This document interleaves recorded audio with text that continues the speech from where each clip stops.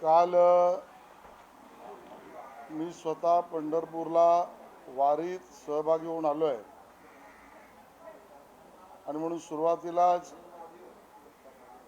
समस्त नागरिकांना आणि महाराष्ट्राला आषाढी एकादशीच्या मनापासून शुभेच्छा आणि शुभकामना देतो आणि विठुरायाचा आशीर्वाद सगळ्यांनाच मिळो अशी मनोकामना व्यक्त करतो। आणि याचा उल्लेख जरूर करावा असं मला वाटतोय। काल मी स्वतः वारीत वारकऱ्यांसोबत चाललोय, रिंगणामध्ये सहभागी झालोय, व्यापाऱ्यांशी, नागरिकांशी, भाविकांशी, रांगेत उभ्या असलेल्या भाविकांशी सुद्धा मी स्वतः बोललोय। प्रशासकीय अधिकारी आणि या ठिकाणी मला अतिशय स्पष्टपणे मांडावंसं वाटतंय की या वेळेच्या वारीमध्ये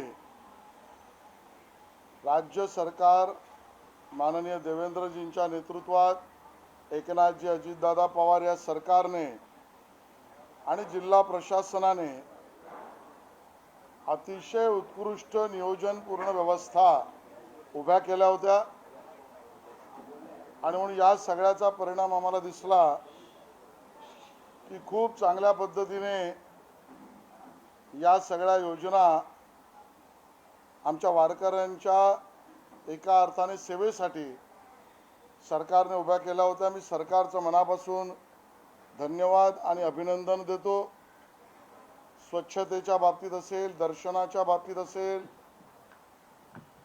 वाहतुकीच्या व्यवस्थांच्या बाबतीत असेल, कायदा सुव्यवस्थेच्या बाबतीत असेल, या सगळ्याच बाबतीमध्ये यावेळेची वारी आणि व्यवस्था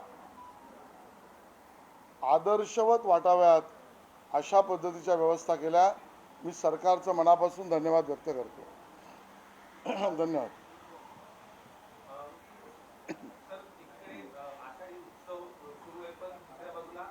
मराठीच्या मुद्द्यावरून ज्या पद्धतीने ठाकरे बंधू यांनी आपली पेशी दाखवली, खास करून भाजपकडून वारंवार टीका होत होती तुमच्याकडून देखील की मग मराठीचा नाही तर मग महानगरपालिकेचा आहे। याला उत्तर देखील त्यांनी दिलं की मग महाराष्ट्राचा आहे।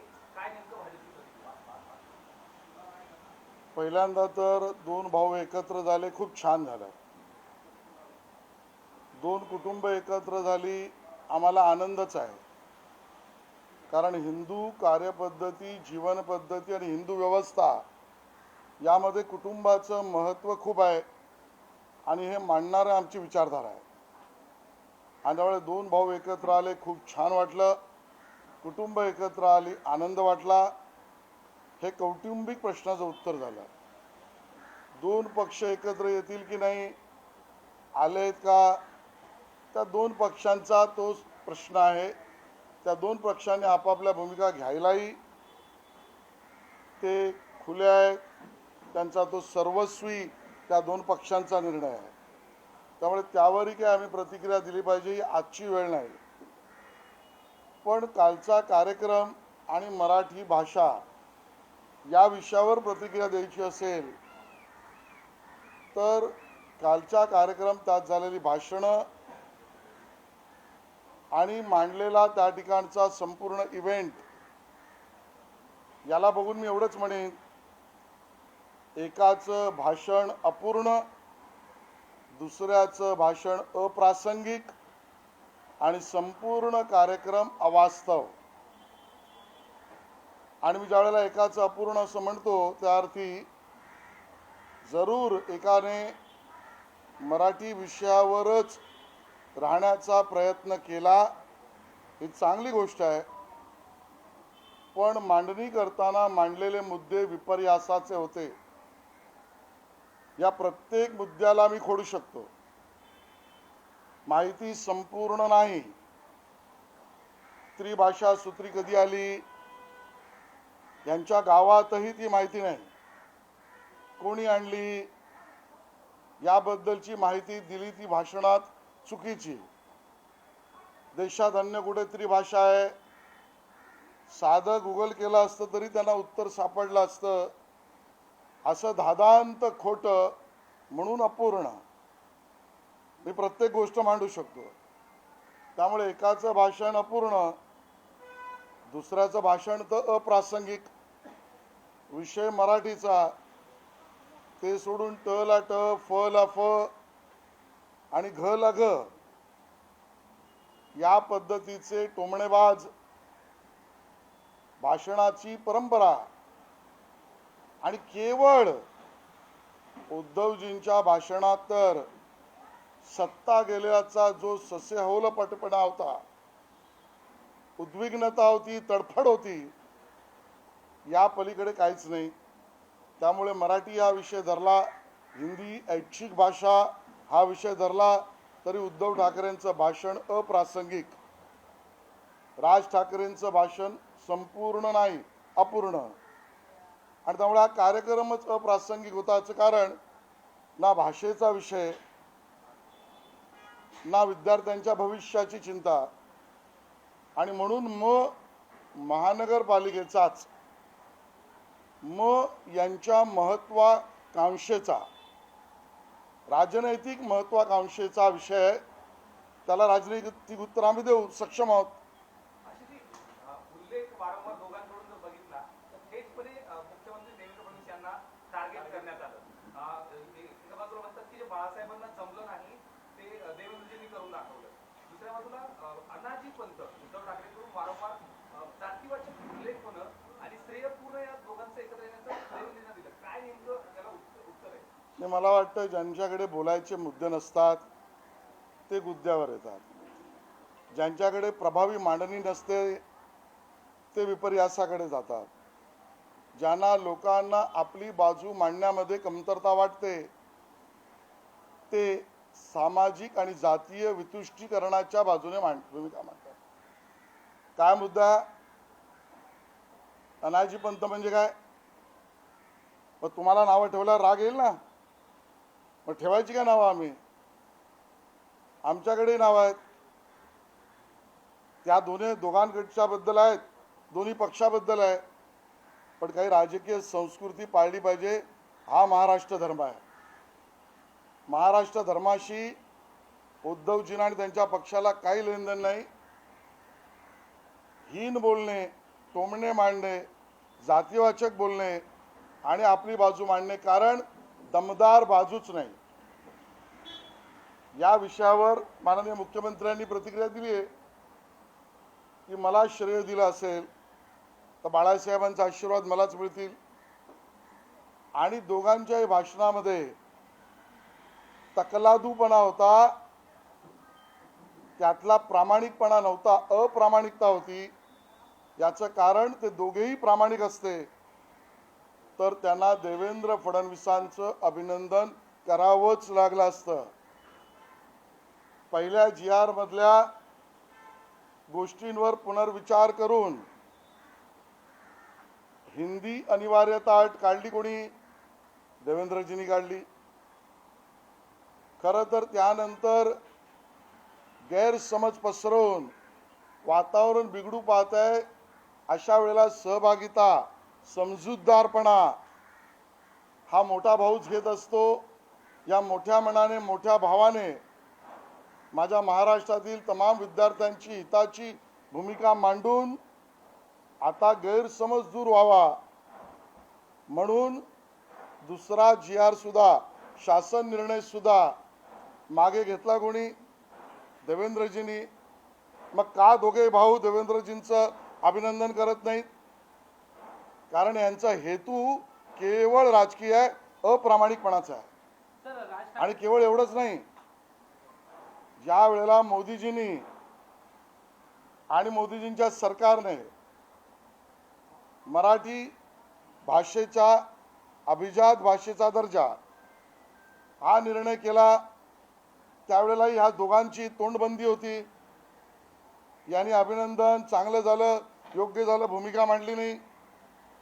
आणि म्हणून सांगतो, मराठी विषयात हे अप्रामाणिक आहेत, केवळ राजकीय भूमिका मांडतायत. त्यांना भाषेच्या विषयाशी काहीही लेणं देणं नाही.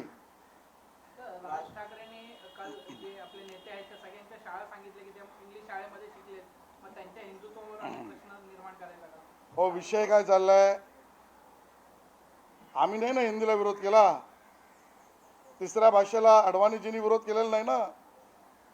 काहीतरी येईल ते तोंडात बोलायचं आणि म्हणून अपूर्ण हे राज ठाकरेंचं भाषण मी म्हटलं. विषय काय? त्रिभाषा सूत्रीला तुमचा विरोध का? आणि मुद्दा काय? तुमची मुलं, तुमची लेकरं त्या शाळेत शिकतील जिथे 3 भाषा शिकवल्या जातील. म्हणजे तुमच्या लेकरांनी 3 भाषा शिकाव्यात. महाराष्ट्रातल्या अन्य विद्यार्थ्यांनी शिकू नये हा तुमचा दुराग्रह मुद्दा आहे. मुद्दा कोण कुठे शिकलं तर हिंदुत्व अडवाणीजींनी सोडलेलं नाही. त्रिभाषा हवी का नको? ऐच्छिक भाषा हिंदी चालेल की नाही? आणि तुमची लेकरं ज्या शाळेत शिकली तिथे तिसरी भाषा मराठी आहे, ह्याचं उत्तर द्याल का? तुम्ही जे दुराग्रह दाखवता, मग बॉम्बे स्कॉटिशमध्ये शिकताना बॉम्बे नको मुंबई हे तुम्ही बोललात का? मला एक मनसेचा शिवसेनेचा नेता दाखवा की त्याने बॉम्बेचं मुंबई करा म्हणून म्हटलंय आणि त्या शाळेमध्ये तिसरी भाषा नको म्हणून आंदोलन केलंय. तर आपल्या लेकराने चांगलं ते घ्यायचं, महाराष्ट्रातल्या बाकी लेकरांना जाऊ दे, तडपडू दे, कमी शिकू दे, हीच भूमिका हा प्रामाणिकपणाची आहे. त्यांनी असं देखील म्हटलं तुमची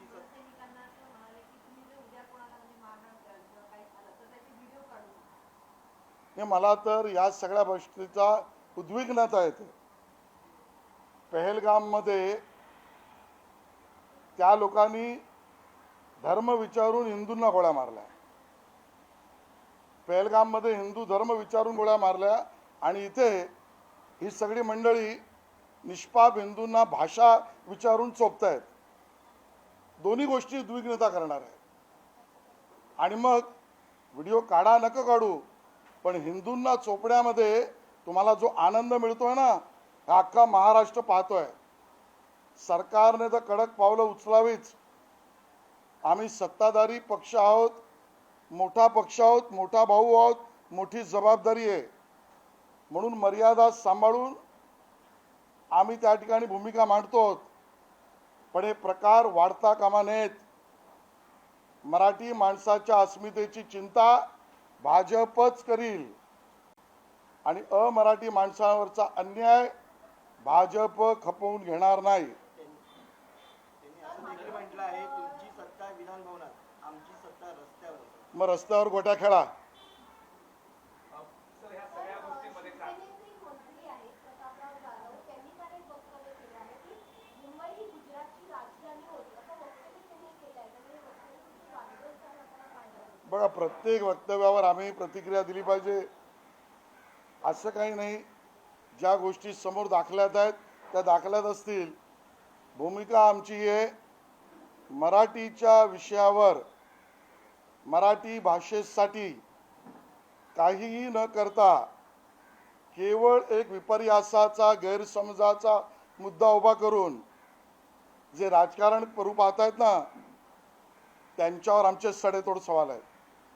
आणि कालचा मेळावा म्हणजे आमच्या कोकणामध्ये उत्सव, सण, एखादं सुखद कार्य गावात असलं की चाकरमानी मुंबईमध्ये भावकीची बैठक घेतात. मग ही भावकीची बैठक म्हणजे कालचा वरळीचा मेळावा होता. आणि मग मोठा भाऊ सगळ्या भावकीला एकत्र करतो की आपापसातलं विघ्न सोडूया आणि येणारा उत्सव सण निर्विघ्नपणे पार पाडण्याचा प्रयत्न करूया. असाच प्रयत्न काल भावकीचा खेळ आम्ही पाहिला. आणि ज्यावेळेला भावकीची बैठक होते काही अनाहूत पाहुणे येतातच. तर काल बारामतीवरनं कोणी कळव्यावरनं आले होते. हे सगळे अनाहूत पाहुणे होते. आणि म्हणून या भावकीच्या खेळाचा पूर्ण रंग आणि रूप भाजपला माहिती आहे. घाबरलेल्या मनस्थितीत पुन्हा सांगतो आणि आज तुम्हा पत्रकारांना विनंती आहे, हे वाक्य आज लिहा. नोव्हेंबर डिसेंबर जेव्हा निवडणुका होतील परत भेटू त्यावेळेला ईव्हीएम ओरडू नका. हे पराभवाच्या मानसिकतेमध्ये, काळोखात घाबरलेल्या मनस्थितीत जशी माणसं एकमेकाला चाचपडत हात पकडत चालतात, ते त्यांचं चालणं नसतं, ते त्यांचं भीतीला घाबरणं असतं. आणि म्हणून ती भीती, याचा खेळ भावकीचा कालचा होता. ही पण गोष्ट स्पष्ट करतोय की सन्माननीय राज ठाकरे यांनी अमित शाह यांचा केलेला उल्लेख म्हणजे अमित शाह यांच्याबद्दल असलेली भीतीच त्यांच्या तोंडून आलेली आहे. एवढं इंग्रजीला बोलल्यावर राज ठाकरे यांना पोटशोड उठण्याचं कारण काय? काय अमित शाह मराठी हिंदी कुठल्या विषयात बोलले होते का? नाही. ते इंग्लिश विषयावर बोलल्यावर यांचा पोटशोड उठला आणि त्यामुळे ही सगळी मंडळी घाबरलेली आहे. संदीप देशपांडेने एक ट्विट केलेलं आहे वरती की राज आणि उद्धव ठाकरेंच्या सोबतच जे महायुतीचे जे नेते आहेत त्याच्यामध्ये स्वतः सीएम आहेत देवेंद्र फडणवीस, त्यानंतर अजित पवार, काँग्रेसचे नेते अशोक चव्हाण आणि ज्यांच्यावर भ्रष्टाचाराचे आरोप झाले होते छगन भुजबळ, प्रफुल्ल पटेल, आणि हे लोक कशासाठी आले असा त्यांनी एक सवाल केला. ट्विटला उत्तर ट्विटने आणि ट्रोलवाल्यांना उत्तर ट्रोलने. आणि जी कालच्या भाषणाचा एकंदरीत सारांश बघितला तर राज ठाकरे यांनी कुठेही युती किंवा एकत्र राहणार असा काही उल्लेख केला नाही. उद्धव ठाकरेंनी मात्र एकत्र राहण्यासाठी घाई उद्धव ठाकरेंना जास्त या सगळ्या राजकीय समीकरणं जुळवण्याची म्हणजे बघा, आता त्या भूमिका त्या दोघांनी स्पष्ट करायच्या आहेत. मी पहिल्यांदाही म्हटलं, दोन भाऊ एकत्र आले, खूपच छान. कुटुंब एकत्र आलं, आम्हाला आनंद. कुटुंब व्यवस्था हिंदू समाजाचा पाया आहे ही मानणारे आम्ही लोक आहोत. राजकीय पक्ष म्हणून त्यांनी भूमिका घ्यायची आहे. आता त्यावरची भूमिका त्यांना मांडायची आहे. पण आम्ही मुद्दा जो मांडतोय तो मराठी भाषिकांनी चिंता करू नये हीच काळजी हे सरकार आणि भाजप घेत आहे. राज ठाकरे काल म्हणाले की हिंदी सक्ती करण्याचा फक्त भाजपचा हा ट्रायल होता. जर हिंदी सक्ती झाली असती तर याच्यापेक्षा मोठं काहीतरी भाजपने आपल्यावर सोपवलं असतं. मला वाटतं दिवा स्वप्न आहे. इंग्रजांची रणनीती होती तोडा आणि राज्य करा. आता काही पक्षांची रणनीती आहे भीती पसरवा आणि स्वतःची मतं मिळवा. आणि म्हणून अशा पद्धतीने मतांसाठी गैरसमजाची भीती पसरवणं त्या पोटी त्यांनी केलेलं विधान आहे आणि त्यामुळे ते सत्य बिलकुल नाही. तर काल जो इव्हेंट झाला त्यानंतर असं वाटतं की जे उद्धव ठाकरे यांच्यासोबत राहिलेले आमदार खासदार आहेत ते त्यांच्यासोबत राहतील तर तुमच्या संपर्कात वगैरे काही आहे? आगे आगे देखिए होता है क्या, कारण हे दोघे हिंदी चित्रपट पाहतात म्हणून हिंदीमध्ये सांगितलं. आज त्याच्यावर प्रतिक्रिया देणार नाही. आज आमच्या भूमिका अतिशय स्पष्टपणे मांडण्यासाठी मी तुमच्यासमोर बसलो आहे.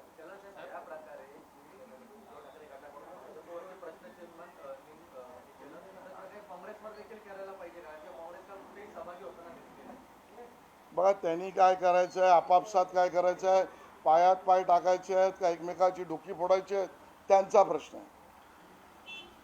काँग्रेसची भूमिका महाराष्ट्र पाहतोय ती किती बोट चेपेपणाची आहे, अगतिकतेची आहे, राजकीय भिकारीपण आहे. त्याची स्पष्टता त्यांनी करायची आहे. आज भाजपची भूमिका पुन्हा एकदा मराठीसाठी कट्टर, पण हिंदुत्व आणि हिंदुस्थानी भाषा याचे खंदे समर्थक, विद्यार्थी हित डोळ्यासमोर, मराठीचं अहित होऊ देणार नाही ही भूमिका आमची आहे. बोलताय की भाजप हे धर्म करून मग त्यांचा धर्म आणून ही ती स्वतःची राजकीय पोळी वाजतात. तर मग जर मनसे आणि यांनी जर समजा मराठी भाषेचं जर नावानं राजकारण केलं तर तुमच्या का पोटात दुखतंय असं? आम्ही कुठे काय म्हटलं कोणाच्या पोटात दुखते? आमचं एकही विधान नाही आहे. आमचं एकही विधान नाही. ज्याच्याबरोबर यायचं त्यांनी जावं, ज्याला ज्याच्यावर राहायचं त्याने राहावं. आमचं काही म्हणणं नाही. आव मराठीचा आणि घाव महानगरपालिकेच्या अर्थसंकल्पावर हे दुटप्पीपणा आहे, एवढंच आमचं म्हणणं आहे. वारंवार म्हणतायत की महायुतीच्या नेत्यांनी आता कार्यक्रम करावेत, कारण अर्थात दोन भाऊ एकत्र येणं त्यांना पटलेलं नाहीये, सगळ्यात माहिती आहे. होय, आम्ही आता प्रचंड घाबरलो आहोत. जणू काही आम्हाला धडकी भरली आहे. होय, आता आम्हाला घराबाहेर कसं पडायचं हा प्रश्न पडला आहे. आणि काय सांगू तुम्हाला, उद्या जणू काही महाराष्ट्रातलं सरकार कोसळणार. जे भाट लोक सुरू झाले आहेत की जणू त्यांचं सरकार आलंच.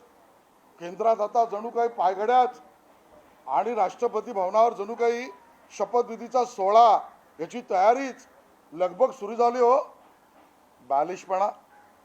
उद्धव ठाकरेंनी आता म्हटलं आहे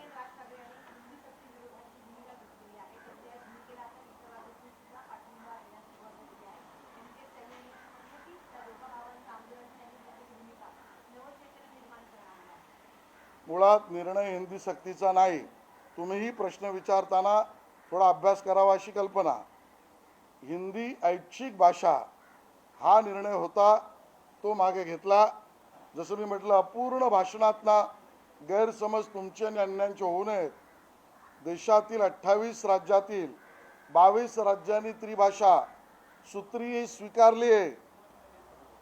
आणि म्हणून आकड्यातच सांगायचं झालं तर जवळजवळ 60% वर देशातल्या शाळांनी जवळजवळ त्रिसूत्री भाषा स्वीकारून पुढे गेले आहेत किंवा जाणार आहेत. विद्यार्थ्यांच्या संख्येचं सांगायचं झालं तर 75% वर या देशातील विद्यार्थी हे त्रिभाषा सूत्रीतून अकॅडमीचे पॉईंट्स बँकेत त्यांच्या जमा होणार आहे. महाराष्ट्र आणि मराठी माणसाला आपल्या लेकराला 3 भाषा शिकवण्याची मुभा देऊन यांनी वातावरण निर्माण करून त्यांचा अधिकाराचा शैक्षणिक विकासाचा घास हिरावून घेतला आहे. हे सत्य आहे. भारत 17चं गणित बघितलं तर मराठी मतांची मक्तेदारी फक्त शिवसेना किंवा इतर पक्षांची नाही, 82 नगरसेवक भाजपचे देखील निवडून आले होते. परत वाटतंय आता तुम्ही देखील मागचं निवडणूक तुमच्याच नेतृत्वात पार पडली होती, या देखील तुम्ही स्वतः अजून प्रदेशाध्यक्ष आहात. ही गणित जी आहेत, मतांची गणित, काय वाटतं मराठी माणूस या मराठीच्या मुद्द्यावर कुठे तुमच्यावर? आमच्या दृष्टीने मराठी भाषा हा विषय अस्मितेचा आहे, अभिमानाचा आहे आणि आमच्या जीवात जिवलग आहे. आमच्या दृष्टीने मराठी भाषा हा विषय राजकारणाचा नाही, राता निवडणुकीचा विषय. गेल्या वेळेपेक्षा कमी जागा उबाटा सेनेच्या आणि त्यांच्याबरोबर जो जाईल त्या सगळ्यांच्या येतील. कारण ये पब्लिक है, सब जानती है. ये पब्लिक है, सब जानती है. कोणाची मुलं कुठे शिकली, ती किती भाषा शिकली, त्यांना बॉम्बे चाललं, त्यांचे मित्र कोण आहेत, त्यांना सिनेमा बघायचा तर खान बरोबरच बघावा लागतो. आणि मराठी भाषेचा कार्यक्रम करायचा असेल तरी जावेद अख्तरांचं हिंदी भाषणच त्यांना लागतं. हे सगळं पब्लिक बघते आहे. आणि त्यामुळे मराठीची अस्मिता, मराठीचा कट्टरता, विद्यार्थ्यांचं हित आणि हिंदू रक्षण याच्यावरच विकासाचं राजकारण आम्ही करतो. निवडणुकात यांचा पराभव अटळ आहे आणि म्हणून यांचा प्रयत्न एकमेकाशी जोडून बळ निर्माण करण्याचा आहे. तर या सगळ्यांना उत्तर भारतीय जो आहे तो कुठेतरी नाराज झालेला पाहायला मिळतोय. त्यांना महाराष्ट्रामध्ये राहणं सुद्धा अस्वस्थ वाटायला लागले. एक द्वेषाची भावना कुठे निर्माण झाली का? कोणीही द्वेषाची भावना पसरू नये आणि महाराष्ट्रात कायदेशीर राहणाऱ्या कोणीही घाबरण्याचं कारण नाही. मराठी माणसाच्या अस्मितेची, भाषेची, संस्कृतीची चिंता भाजपनेच केली आहे, भाजपच करेल. आणि अमराठी माणसाने सुद्धा मराठी माणसाला डिवचू नये, पण म्हणून कुठेही घाबरण्याचं कारण नाही. कोणाच्याही लग्नात भाजपवाल्यांना बोलवू नये, श्रीखंडपुरी खातील आणि दुसऱ्याच्या लग्नात भांडण लावून दुसऱ्याच्या लग्नात जेवायला जातील. वाटलं तर मुलगी पण पळवून नेते. बालिशपणाचं वाक्य आहे हे. आपल्या सगळ्या सोहऱ्यांच्या लग्नात कधी गेले नाहीत. स्वतःच्या भावकीच्या कार्यक्रमात कधी गेले नाहीत. त्यांना कोणी बोलवलंही नाही. त्यांची आता स्वतःची असलेली दुःख हे दुसऱ्याच्या भाजपच्या माथी ते मांडत आहेत. सर मराठी झालं. एक फक्त संजय राऊतचा प्रश्न आहे. संजय राऊतवर टीका करताना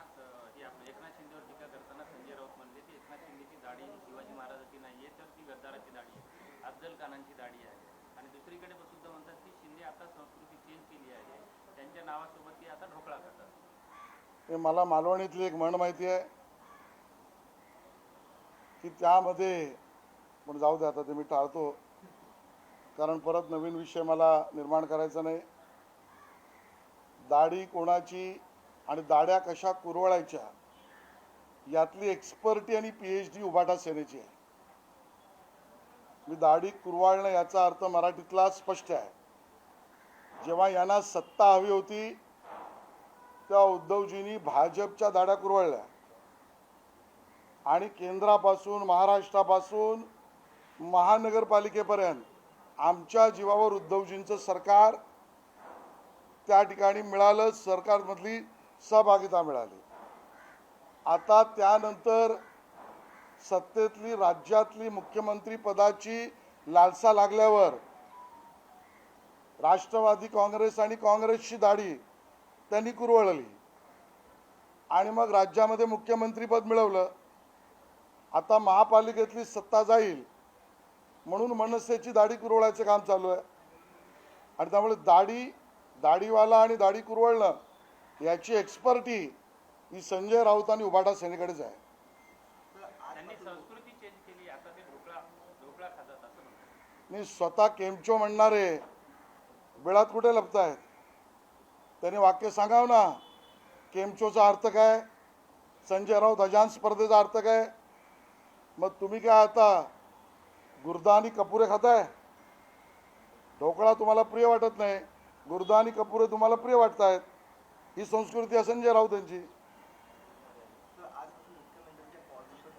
हां बरं, नाही स्वाभाविक आहे. नवनवीन असलेले सामाजिक माध्यमांचा उपयोग जनतेपर्यंत पोचवण्यासाठी होत आहेत. यातना महाराष्ट्रात नवीन संवाद माननीय मुख्यमंत्री उत्तम पद्धतीने करतील याबद्दल माझ्या मनात दुमत नाही.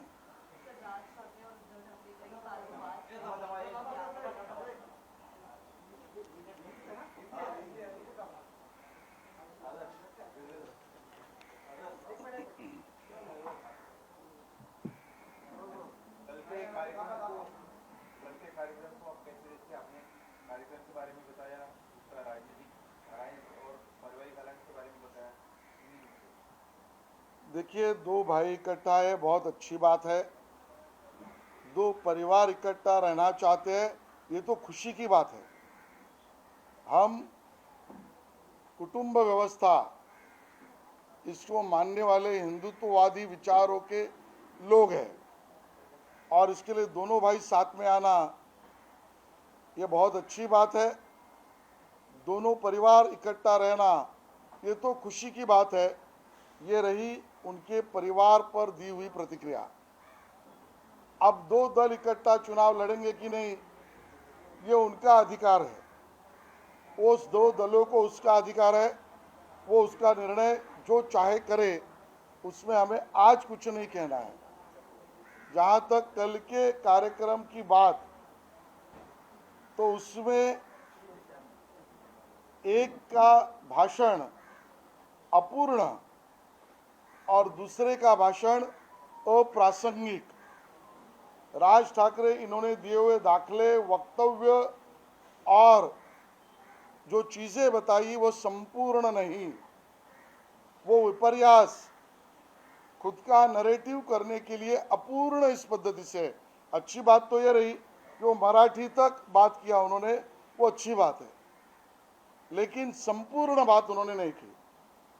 उद्धव जी का भाषण यह प्रासंगिक, जिसको हम कहते हैं सिमिली, यानी एक वर्ड को दूसरे वर्ड के साथ जोड़कर ब्राउनी पॉइंट जमा किए इस प्रकार का आनंद दिखाना. मराठी भाषा विषय कुछ नहीं. उनके पूरे भाषण में मेरी सरकार चली गई इसका रोना था, तो वो प्रासंगिक था. और इसके लिए हमारे कोकण में, महाराष्ट्र में जब भी कोई बड़ा त्योहार या उत्सव गांव में मनाना होता है तो उसके पहले महाराष्ट्र में मुंबई में रहने वाले लोग, जिनको हम चाकरमणि कहते हैं, वो भाऊबंद की बैठक लेते, भावकी। वो भावकी की कल की मीटिंग थी। इसमें ना भाषा का विषय था, ना महाराष्ट्र को कोई संबोधन था, और इसके लिए ये भावकी की बैठक थी। ये राजनैतिक प्रेरित इस प्रकार का मेळावा था। ये मराठी अस्मिता, मराठी संस्कृति से कोई लेना देना इनका नहीं था। इतनी बात हम स्पष्ट करना चाहते हैं। और जहां तक रही अमित शाह जी के बयान पर या अमित शाह जी का उल्लेख राज ठाकरे इन्होंने किया, वो अमित शाह जी के प्रति उनके मन का डर स्पष्ट करता है। अमित शाह जी का डर राजनीतिक जो है वो उनके बयान से, राज ठाकरे जी के बयान से स्पष्ट पड़ता है। अमित शाह जी ने कोई भी विधान ना हिंदी मराठी के विषय पर किया था। अंग्रेज और अंग्रेजी मानसिकता इस पर बयान किया तो राज ठाकरे जी के पेट में दर्द पैदा हुआ। क्यों भाई? हिंदी का विरोध और अंग्रेजी के सामने झुकना, ये कौन सी मनस्थिति इनकी है? और जहां तक उद्धव जी का भाषण है, ये तो राजनीतिक पीड़ित, सत्ता से लोलुप इस प्रकार के व्यक्ति का फ्रस्ट्रेशन, इससे ज्यादा क्या है? आपने कहा कि उन्होंने जब स्कूलों के दाखिले दिए कि कौन सी स्कूल में पढ़ा, आपने कहा कि मुद्दा तीसरी भाषा का है, तीन भाषा सूत्र का है। देखिए कितना अप्रासंगिक और बेताल्लुक बात राज ठाकरे जी के बयान में है। मुद्दा कौन सी स्कूल में पढ़ा उसके ऊपर भाजपा का ऑब्जेक्शन है ही नहीं। भाजपा तो कहती है हर किसी को अपनी मातृभाषा में और जिस भी भाषा में उसको पढ़ना है वो पढ़ने का मौका मिलना चाहिए। बात यह है जिसका जवाब देते हुए राज ठाकरे बच गए कि आप तीसरी भाषा के विरोध में हो तो आपके बच्चे ऐसे स्कूल में क्यों पढ़े जहां तीन भाषा पढ़ाई जाती है? तो आपके सुपुत्र तीन भाषा पढ़े चलेगा, बाकी महाराष्ट्र के बच्चे तीसरी भाषा पढ़े ही नहीं। ये कौन सा मुद्दा है? ये कौन सा तर्क है? ये कौन सा न्याय है? जहां तक अडवाणी जी से लेकर बाकी सब जिस भी स्कूल में, भाषिक स्कूल में पढ़े, अपने विचारों से प्रताड़ित नहीं हुए। और इस बात का दाखला बॉम्बे स्कॉटिश इस स्कूल में पढ़ने वाले उद्धव जी या राज ठाकरे जी देंगे क्या कि हमें बॉम्बे मंजूर नहीं, मुंबई करिए? ये तो कभी उन्होंने कहा नहीं। खुद के बच्चे वहाँ पढ़ते हैं, वहाँ पर बॉम्बे भी चलेगा, तीसरी भाषा भी चलेगी, फ्रेंच भी चलेगी, जर्मनी भी चलेगी, इंग्लिश भी चलेगी, लेकिन भारतीय भाषा नहीं चलेगी। ये कौन सा हिंदुत्व है? और इसके लिए भाजपा का कहना स्पष्ट है, महाराष्ट्र में हम मराठी के लिए कट्टर, लेकिन हिंदुस्तानी भाषा इसके हम पुरस्कर्ता है, विद्यार्थी हित के हम हितैषी है। आपने कहा राज ठाकरे कह रहे हैं कि किसी को पीटो लेकिन वीडियो ना बनाओ, इसको लेकर बड़ी चर्चा हो रही है, कैसे मतलब? देखिए सब जो घटना है ना, मन को वेदना, पीड़ा, उद्विग्नता देने वाली है।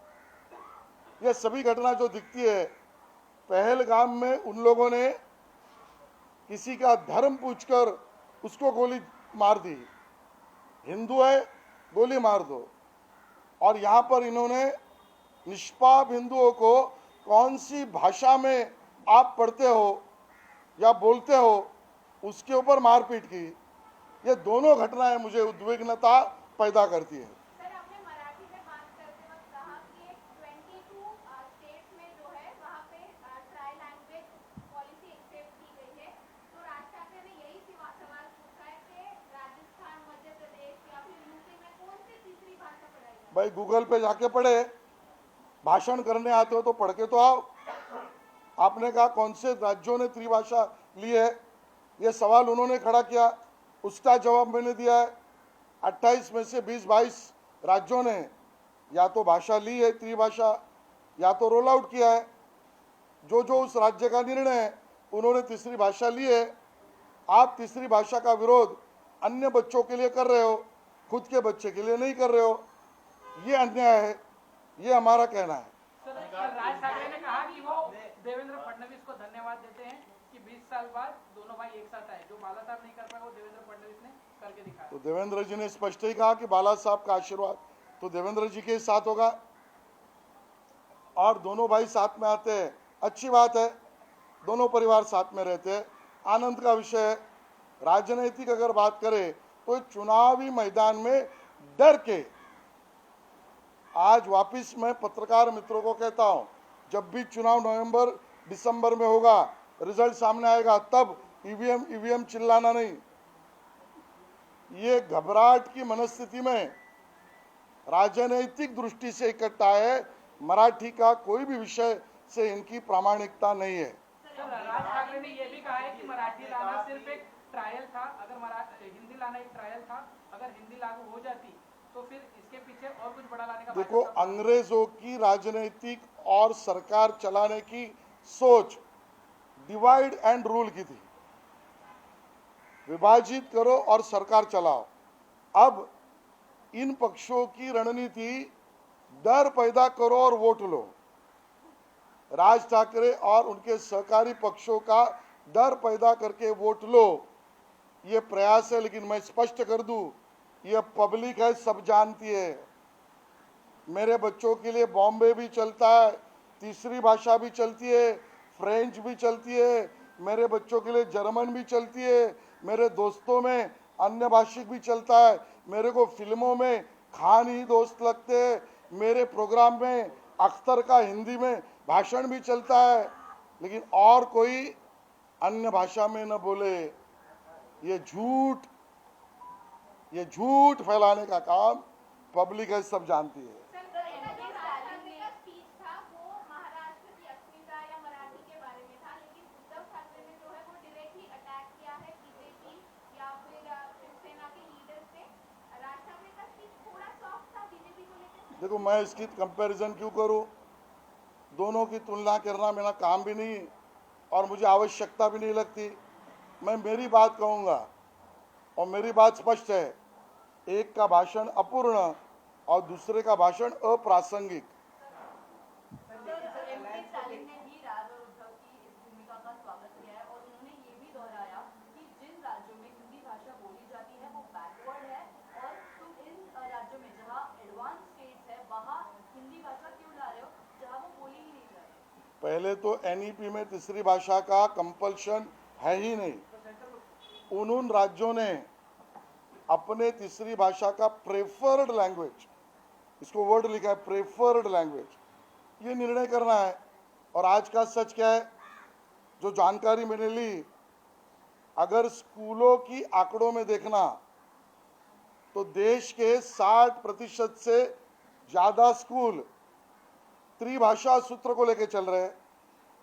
विद्यार्थियों के आंकड़ों में लेना तो 75% से ज़्यादा विद्यार्थी की संख्या त्रिभाषा सूत्री में जा रही है। अब स्टालिन और यहाँ के दो भाई ये अपने बच्चों को द्विभाषा में धकेल कर क्या हासिल करना चाह रहे हैं? जो अपने बच्चों को तीसरी भाषा में पढ़ा सकते हैं, वो महाराष्ट्र के अन्य बच्चों को, स्टूडेंट को त्रिभाषा का विरोध क्यों कर रहे हैं? आगे आगे हम इसकी भी स्पष्टीकरण देंगे। एमएनएस और यूपीटी की अगर अलायंस की बात करें, जिसके लिए राज ठाकरे को कुछ संकेत नहीं दिए गए, लेकिन उद्धव ठाकरे की तरफ से जिस तरीके से कहा गया कि हम साथ में आए, रहने के लिए साथ में आए, किस तरीके से भाई वो दोनों ने उसका स्पष्टीकरण देना है, हम कौन बोलने वाले? वो साथ में चुनाव लड़ना चाहते हैं, नहीं लड़ना चाहते हैं, लड़ने वाले एजेंडा क्या है, आ चुके हैं, आगे की मार्गक्रमणा क्या है, हमारे लिए प्रश्न गौण है, गैर है, बेमतलब है। हम मुंबई का विकास, मराठी अस्मिता, मराठी की कर्मठता और हिंदुस्तानी भाषा, इस पर विकास की राजनीति लेकर सभी मुंबईकर को लेकर चुनाव में उतरेंगे। सर, राज ठाकरे ने अपने कार्यकर्ताओं को कहा है कि अगर कोई मराठी ना बोले तो उससे सीखो, लेकिन वीडियो ना बनाओ। ये मैंने उसका जवाब दे दिया है। सर, उद्धव ठाकरे के कल के भाषण में ज्यादातर यही दिखा कि बीजेपी और खास करके देवेंद्र फडणवीस ही कहीं ना कहीं विलन है और वही लोगों में नफरत फैला। देखिए, उनके भाषण में वो बौखलाहट है, वो बेचैनी है, उनके भाषण में वो रुदालीपन है कि मेरी गवर्नमेंट चली गई। सत्ता लोलुप उद्धव ठाकरे सत्ता के बिना रह नहीं सकते और सत्ता और सरकार के लिए किसी भी हद तक जा सकते हैं। ना विचारधारा, ना मराठी आदमी, ना महाराष्ट्र, इसका कोई प्रेम नहीं। कुर्सी का प्रेम, यह उद्धव ठाकरे जी की रणनीति है।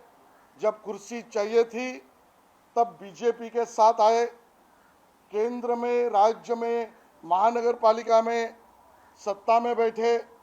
जब मुख्यमंत्री कुर्सी का लोभ हुआ तब एनसीपी और कांग्रेस के पास चले गए, मुख्यमंत्री पद को हासिल किया। अब महानगर पालिका की सरकार के लिए शिवतीर्थ पर वहाँ पर बात करने के लिए जा रहे हैं और इसके लिए सत्ता लोलुप उद्धव ठाकरे, ये उनके भाषण से, बयानबाजी से दिख रहा है। ठाकरे ने ये भी कहा कि भारतीय जनता पार्टी अब भाषावाद की बात कास्ट पे उतरेगा और हरियाणा में जाट और गुजरात में पटेल समाज के बाद महाराष्ट्र में भी मराठाओं में भी जो किया वो एक और बार दोहराया जाए। देखो, भाजपा की बात तो स्पष्ट है, कटेंगे तो बटेंगे, एक रहेंगे तो सेफ रहेंगे। भाषा पर विवाद खड़ा किया उन्होंने, जातिवाचक उल्लेख किया उन्होंने, किसकी टोपी किसकी पगड़ी उस पर बात किया उन्होंने, अन्य धार्मिक मुद्दे पर बखेड़ा खड़ा किया उन्होंने। हम तो एकता की बात, एक है तो सेफ है की करते हैं। सर, राज ठाकरे ने इसी बयान को लेकर कहा था कि जो बटेंगे तो कटेंगे वो आपने मराठियों के लिए कहा था, लेकिन तब उनको ये बात समझ में नहीं आई थी। देखो, उनको बहुत सारी बातें सत्ता लोलुपता से बहुत बाद में ध्यान में आती है। लोकसभा चुनाव के पहले कुछ ध्यान में आया, अब कुछ ध्यान में आ रहा है। गत लोकसभा चुनाव में कुछ और ध्यान में आया, और चीज़ों पर बहकते जाना उनकी कार्यपद्धति हो सकती है। ऐसा भी कहा जा रहा है कि कुछ शिवसेना यूपीटी के एमएलए एमपी हैं जो आपके संपर्क में आगे आगे देखिए होता है क्या, आज इस पे बयान नहीं करूँगा। आशीष जी, इस पूरे प्रोग्राम में सिर्फ दिखे वहाँ पर, लेकिन कांग्रेस कहीं ना कहीं बहुत नजरत रही। देखिए, कांग्रेस तो मुंबई में इरेलेवेंट है, कांग्रेस की कोई भूमिका ही नहीं। कांग्रेस तो पूरी झुकी हुई, घुटने टेकी हुई पार्टी है, सत्ता के लिए कहीं पर भी जा सकती है। समस्त समाज, मुंबईकर, मराठी भाषिक और अमराठी भाषिक भी कांग्रेस की सत्ता लोलुपता की भूमिकाओं को देख रहा है और इसी के लिए मैंने कहा ये पब्लिक है, सब जानती है। मराठी या मुद्द्यावरून आता मुंबईमध्ये बॅनरबाजीला सुरुवात झाली आहे. एकीकडे मनसे आणि ठाकरे गटाकडून मराठी माणसाला आकर्षित करण्यासाठी बॅनरबाजी करत असताना शिंदे गटाने सुद्धा याच मुद्द्यावरून बॅनरबाजीला सुरुवात केली आहे. मराठी माणसाला आकर्षित करण्यासाठी मराठी माणूस संस्कृतीप्रिय आहे, सुसंस्कृत आहे, धर्माप्रती निष्ठावान आहे। मराठी माणूस जगाचं नेतृत्व करतो, त्यामुळे जग त्याला माहिती आहे आणि म्हणून हा मराठी माणूस संपूर्ण विचारांती मुंबई आणि राज्याचं हित मोदीजी आणि देवेंद्रजींच्याच नेतृत्वात आहे हे ओळखून आहे, एवढंच मी त्या ठिकाणी म्हणेन। धन्यवाद। आता isakal.com आहे देशातील नंबर 1 ची मराठी न्यूज वेबसाईट। प्रत्येक अपडेटसाठी isakal.com ला नक्की भेट द्या।